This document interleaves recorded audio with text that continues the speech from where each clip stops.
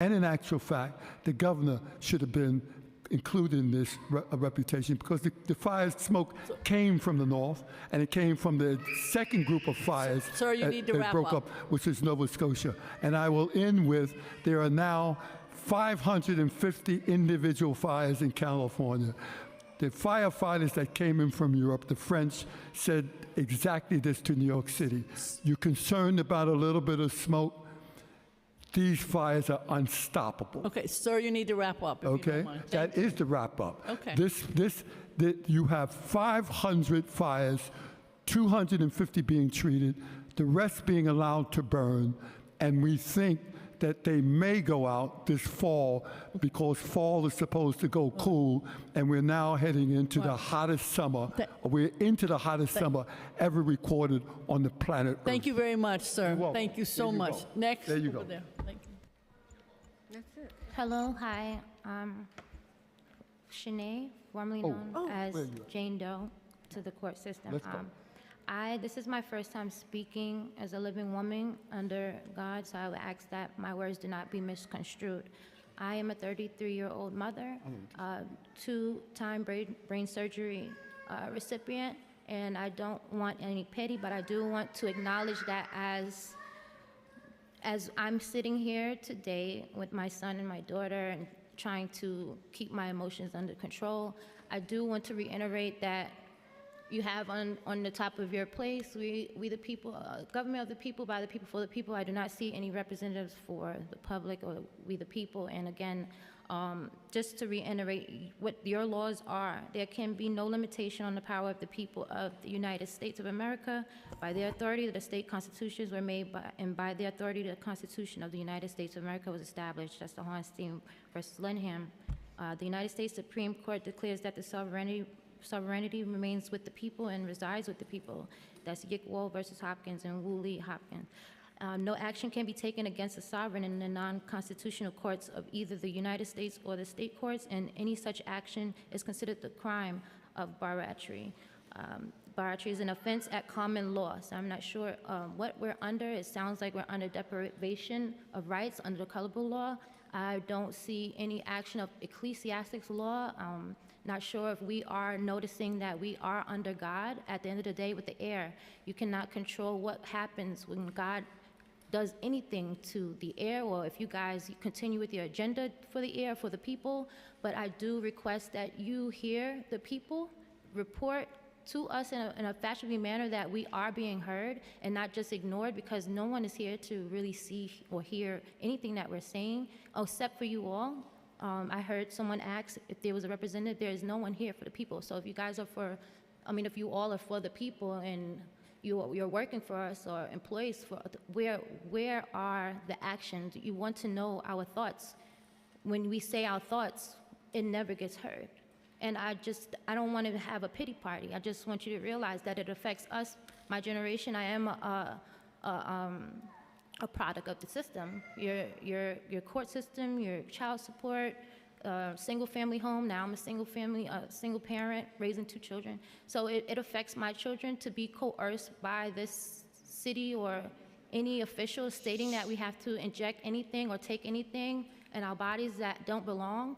And I have disability issues, and now my children have asthma due to the fact that we've been programmed to take these vaccines and been charged under authority. Like, this is not how God's laws work, if you understand the ecclesiastics law. So that's my time. Thank you very much, and thank you to the entire panel. The next panel is a Zoom panel. Thank you very much.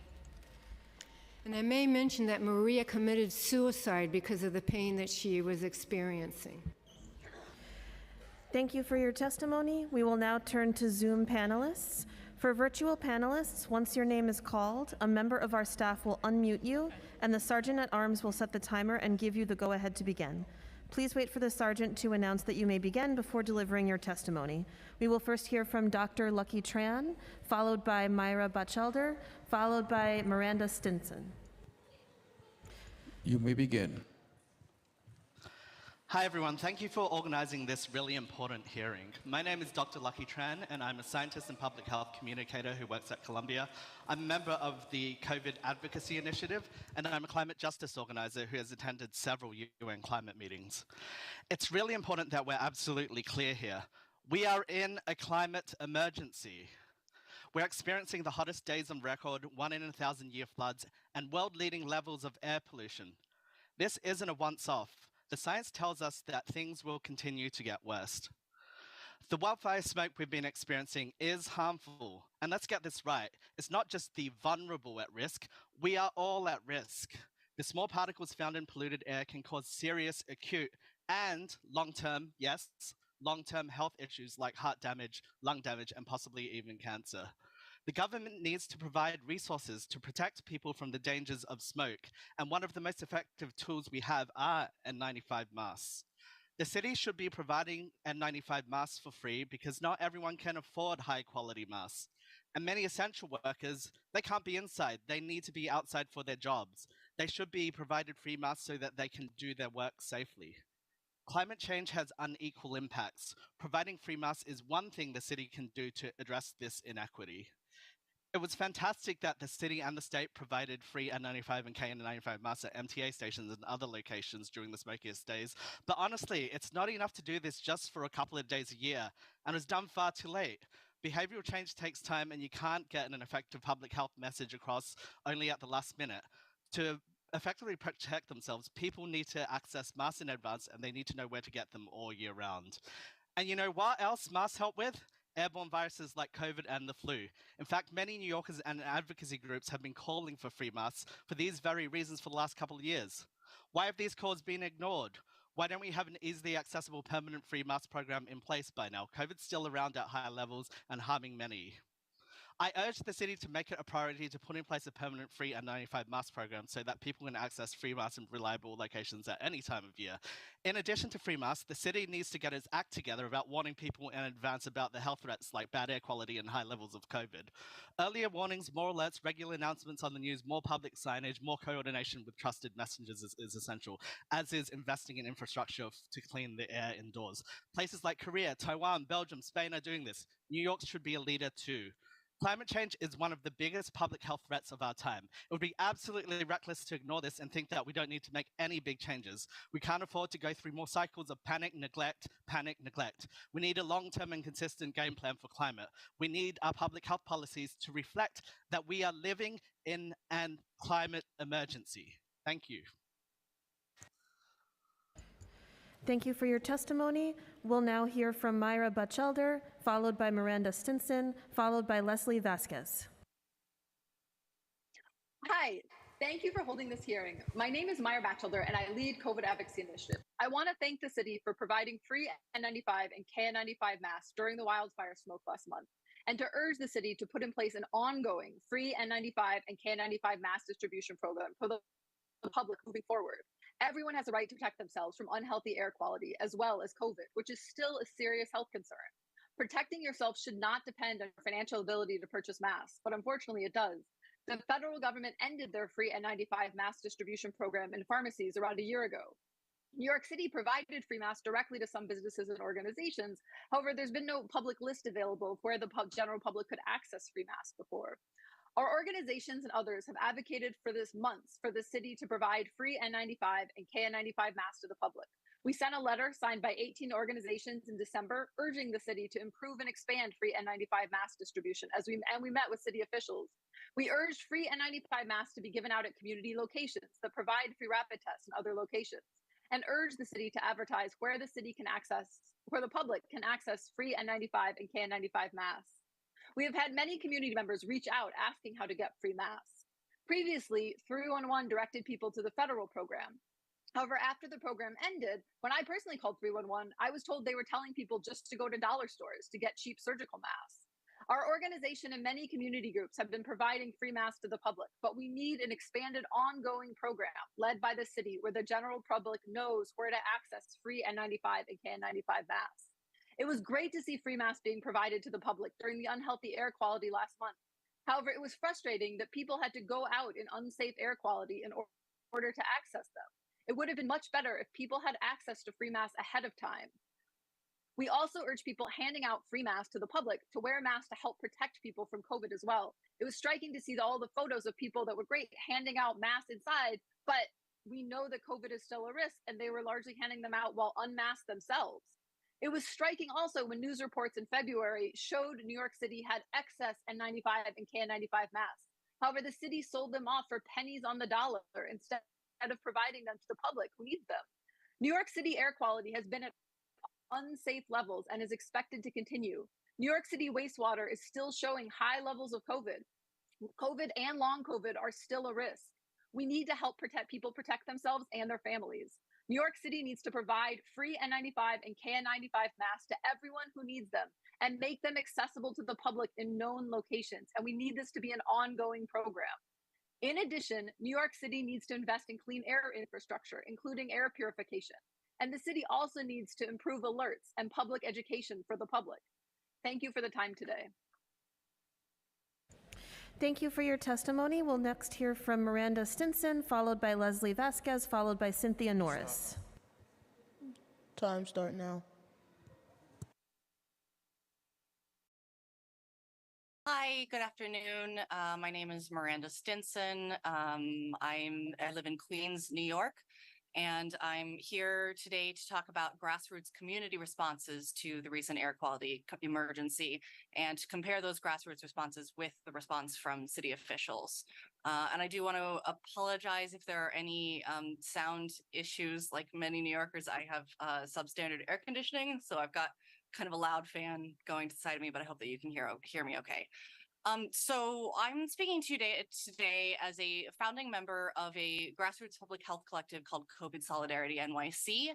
We were formed in response to the ongoing COVID pandemic and the erasure of disabled and medically vulnerable people from society, from healthcare institutions, et cetera. However, we've also been active in the emergency response to the wildfire smoke, and that's because we were prepared to, and in many ways better prepared to than the actual city officials were. In the month of June, working with our partner organization, the People's PPE, which is a student-led group based both in New York and in Connecticut, we distributed more than 8,000 masks. That was just in the month of June. And specifically in the week of the air quality emergencies, we were able to get masks out to organizations and individuals doing pop-up emergency community distributions in Brooklyn, Queens, Manhattan, and the Bronx. So all boroughs except for Staten Island. Many of these were organized at extremely short notice via text messages and social media, but we were able to pull it off. And I want to mention that because sorry, I've lost track of my thought a little bit, but we were able to pull it off at short notice, I guess is the important thing to mention. And a lot of that involved us also just dropping off donations of masks to people, which meant our membership, who are largely disabled and medically vulnerable, being out in this unsafe air, even though we really shouldn't have been. So personally, I can attest to symptoms that I had were migraines to the extent that they affected my mobility, burning throat, burning eyes, and chest pain. I would be somebody who should not be outside in the smoke, but I needed to be able to get these masks out to people. So to contrast that, what we were able to do with the government's response, there was, as many people have mentioned today, there was little to no communication until the emergency was in full swing. And just as an example of that, I work at a school of public health. I was in the office on Wednesday the 7th. I would not have come into the office if I had realized how bad it was going to be. There were many people in the office, none of whom had any idea. And this is highly educated people who work in public health. There was no communication. And then, as several people have mentioned, very few locations to pick up masks. I hear the things that were said earlier about, the distributions that were supposedly done, but I certainly didn't see them. The only place that I was able to access masks being handed out from the city was at Grand Central subway station. And the masks themselves were inadequate and not being handled in a manner that, was compliant with any kind of safety regulations. So these are the masks that I was given at Grand Central. As you can see, they were not individually packaged. Thank you very much. You need to wrap up. Thank you. Okay. Right. Well, okay. I do want to emphasize these are not appropriate masks to be given out. I was going to show examples of the masks that are more appropriate. These are No, the types we- of masks that we give. It's Yep. the 3M Aura, which is Thank the you. top of the line that healthcare workers use. This is also manufactured by 3M. It's the Flex N95. These are both appropriate. Thank This you. is a mask that's used by construction workers. It's not appropriate. Thank you very much. Also, I would like to just say that our organization supports the demands of the COVID Advocacy Initiative for a city-funded mask distribution program, and ideally one that mails masks to people so that they don't have to go into subway stations and police precincts to access safety materials, because that's not safe for them to do. Thank you. Thank you very much.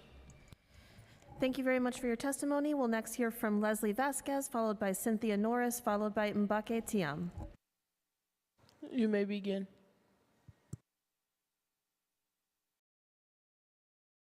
My name is Leslie Vasquez, and I am a Bronx resident and the Clean Air Program organizer at South Bronx Unite. I'm here today to express my deep concerns regarding the lack of response from New York City government to the recent air quality emergency caused by the devastating wildfires in Canada. It is evident that the city's response was inadequate, especially considering the vulnerability of communities such as Mott Haven and Port Morris in the South Bronx, which are already grappling with numerous challenges. Mott Haven and Port Morris have been overburdened by an alarmingly high concentration of polluting facilities and infrastructure for decades. Our community is ground zero for power plants, waste transfer stations, and other industrial facilities that result in severe air pollution, toxic emissions, and overall environmental degradation. The impact of poor air quality on public health cannot be overstated. Our residents are among the most vulnerable in our city, facing a myriad of socioeconomic disparities and health inequities. The worsening air quality resulting from Canada air wildfires exacerbated these existing challenges and disproportionately affected the health of the residents in our neighborhoods. We already face higher rates of asthma, cancer, and other respiratory illnesses compared to other parts of the city. Despite the known vulnerability of our communities, New York City government failed to provide the necessary resources from the outset.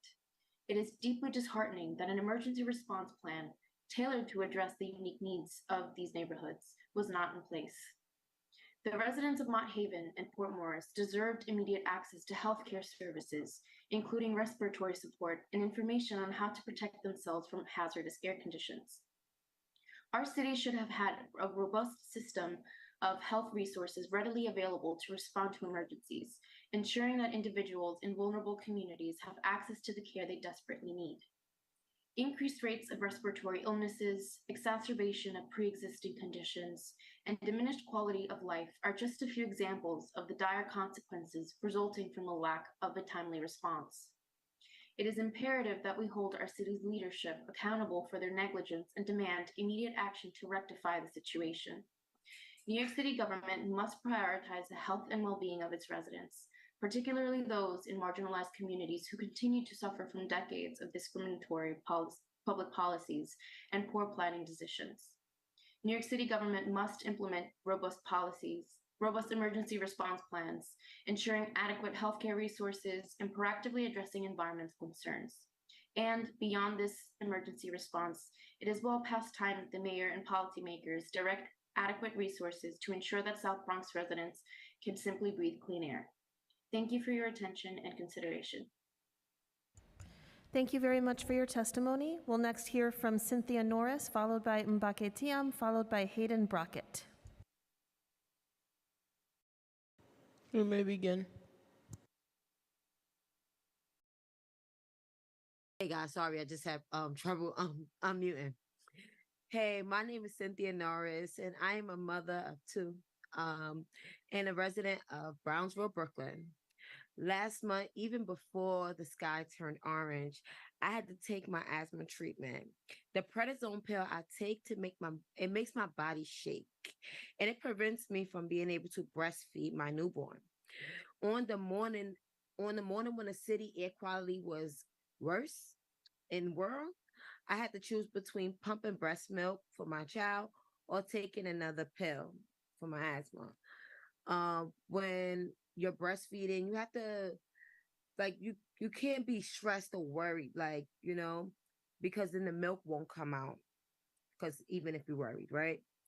As I walk downstairs, I start to feel my chest get tighter, even even before I even went outside. I'm glad I wasn't rushed to the emergency room, but or what I was worried that I may have to go to the emergency room. Like many other New Yorkers with asthma, I would never want anybody to go through this, right? But I fear that I have to, right? Um, Even if this was have to occur again. In 2019, the New York City Council passed a landmark climate law, Local Law 97, with 70% of our city climate heating pollutions coming from energy use in a building. This law will cut pollution from the buildings, and it will help me breathe easily and save money for me and my family by lowering the utility bills and creating tons of hundreds of jobs across the city. 4 years later, we will still be waiting for the final rule to be released by the Eric Adams administration, and that Mayor Adams will amend the city city council amendment by weakening the law, delaying it even longer. Meanwhile, we have worsened air quality and flooding, and it's hurting our health even worse, right? The New York City Council must ensure that the Mayor Adams does not gut the important climate law and cave into the real estate and weaken it by delaying the local laws 97. Thank you for having me, and thank you for having us. Thank you.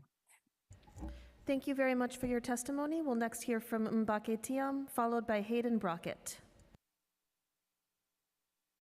You may begin.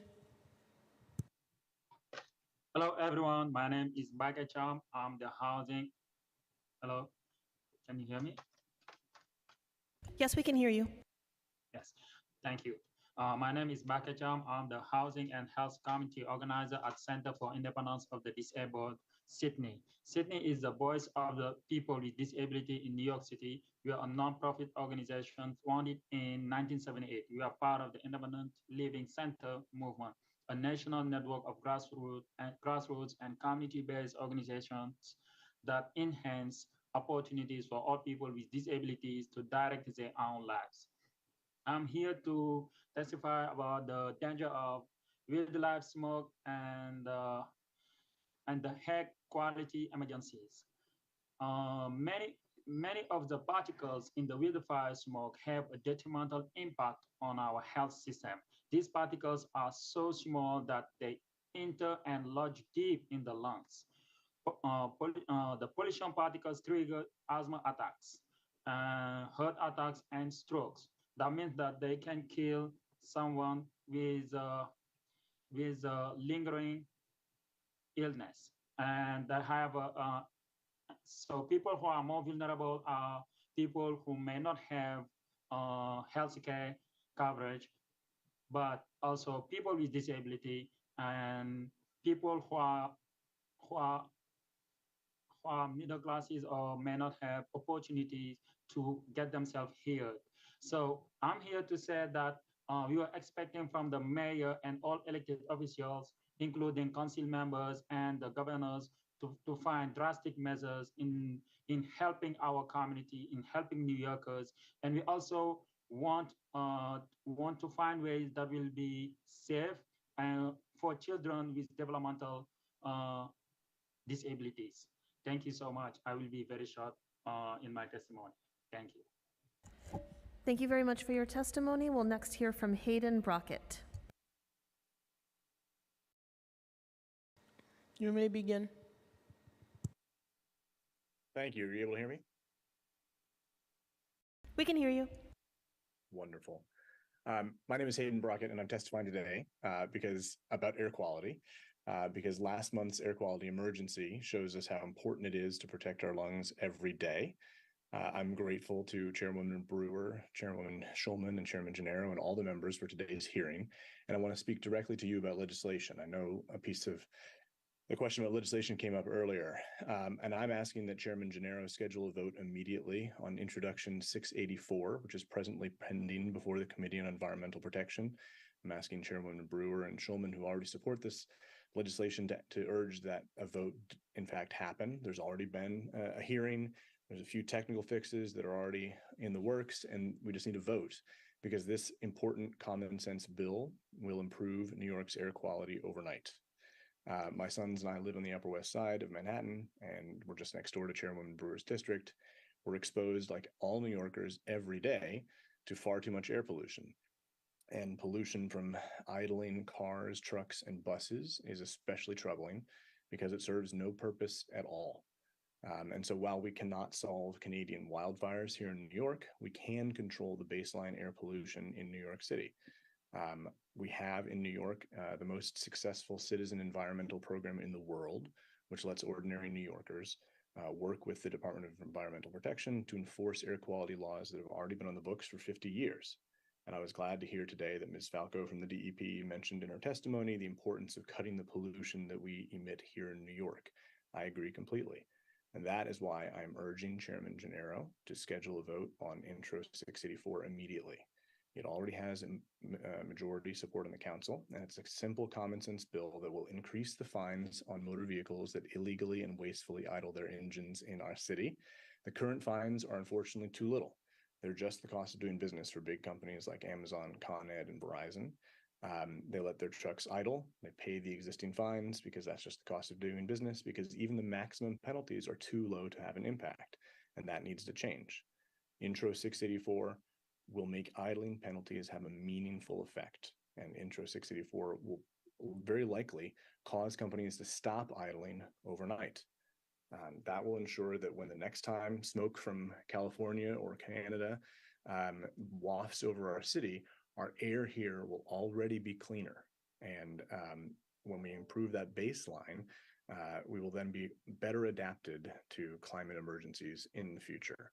And I'm hopeful that Chairman Gennaro will schedule a vote on Intro 684 immediately, and that Chairwoman Brewer and Schulman will also support that as well. And I really appreciate today's hearing, and thank you so much. And please bring Intro 684 up for a vote. Thank you. I'll take this opportunity to speak on 684 briefly. This is a top priority for the committee and for the council. The bill is currently being negotiated. And other than saying it's a top priority for the council and for the sponsor and for me, I'll just leave it at that. So this bill is in its final stages of negotiation. So thank you for your interest in Intro 684. Thank you. I'm grateful, Chairman. We're looking for a clean single vote on that. Thank you. You bet. Mm-hmm.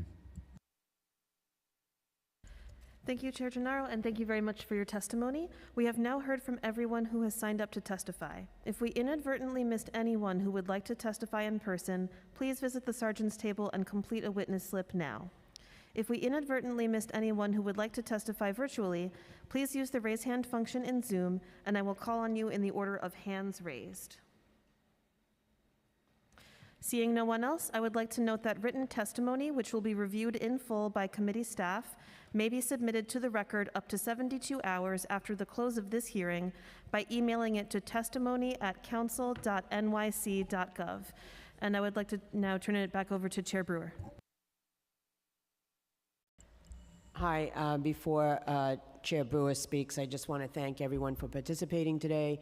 This was a very robust hearing, and we look forward to follow up with the administration and with advocates. Thank you very much. Thank you very much. I want to echo those words and state that we will take every testimony seriously. We will follow up with the administrations in writing, but more importantly, we want to say to the public, we hope that this is a process that improves in the future despite whatever took place in the past. The whole purpose is to keep people healthy now and in the future. Thank you very much. This hearing concludes, and thank you to the staff.